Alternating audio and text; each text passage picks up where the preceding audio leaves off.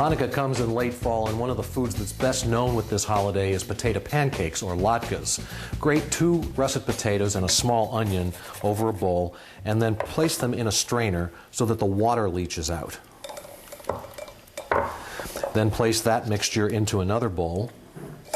Salt and pepper the mixture.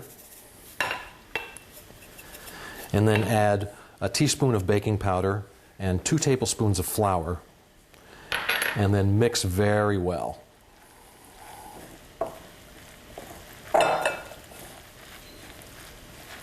Now, in a large saute pan, heat some canola oil to frying temperature, about 360 degrees.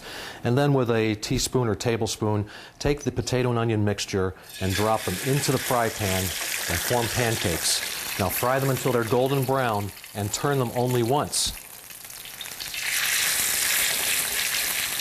And then let them drain on paper towels, and you can keep them warm in a low oven until you've made the whole mixture.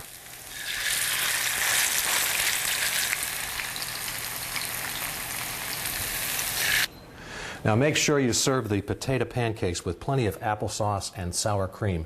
Or you can do what I call a latke Napoleon by layering the pancakes in between layers of first some sour cream, and then one with applesauce, and another pancake topped with some more sour cream, and a nice dollop of caviar. Dress it up with some chives.